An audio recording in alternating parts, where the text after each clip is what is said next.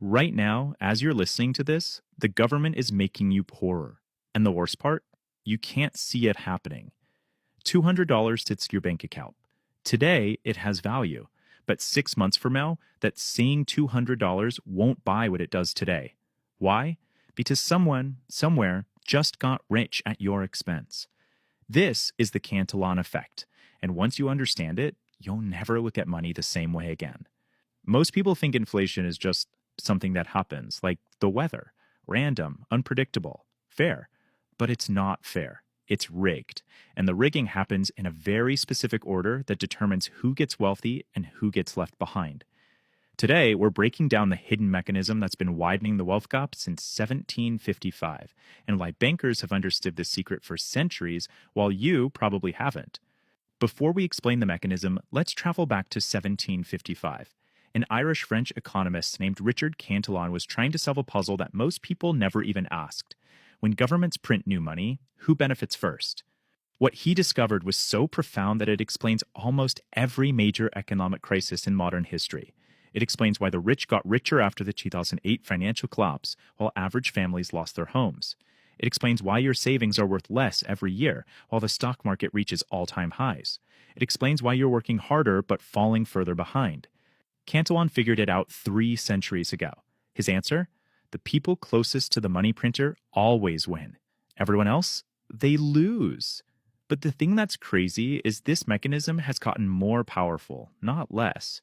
With digital money and quantitative easing, it's never been easier for those at the top to access new money first.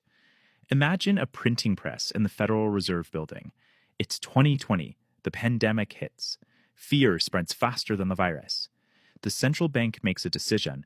We need to inject trillions of dollars into the economy. But here's the thing.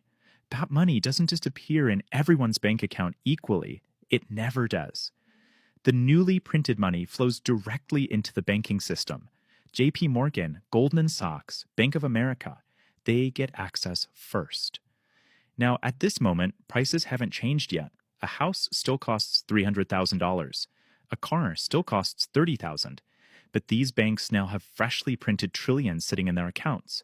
They do what any rational actor would do. They invest before prices rise. They buy real estate. They buy companies. They buy assets. They know prices are about to explode, so they lock in today's prices before the rush.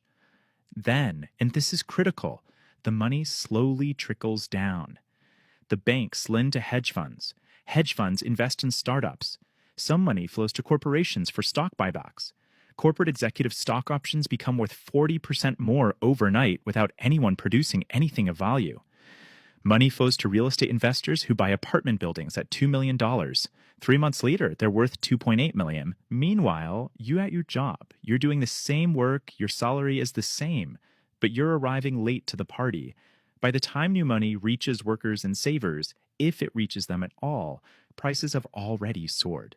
The money in your savings account has less purchasing power. Your salary buys less stuff. Your rent goes up 15%. Your grocery bill jumps 20%. You feel poorer. You are poorer, even though you haven't done anything wrong. And the most infuriating part? The government and mainstream media blame you. Stop being lazy. Stop buying coffee. Stop eating avocado toast.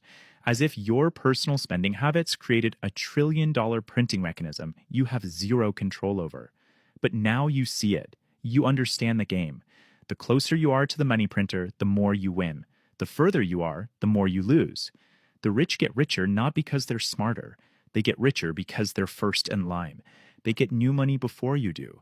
They buy assets before prices rise. By the time you sit up enough to buy, they've already made 40% gains. This isn't theory. Let's look at the actual evidence.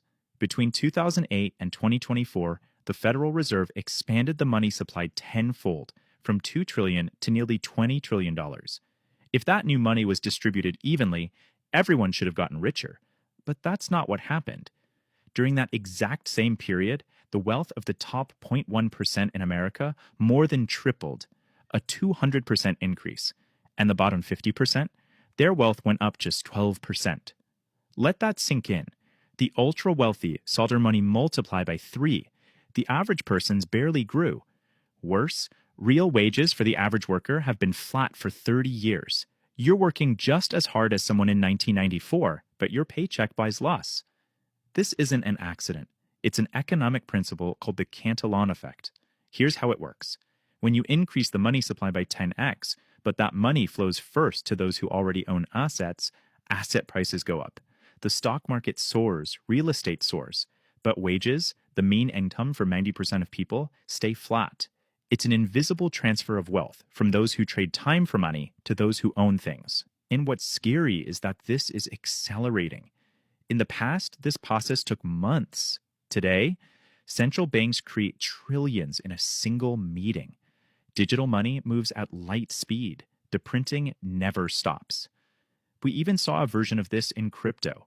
When Bitcoin launched in 2009, right after the Fed's first major injection, early holders got in near the money printer. The irony is that a system supposedly created to fix the old one operates on the same principle. So what can you do?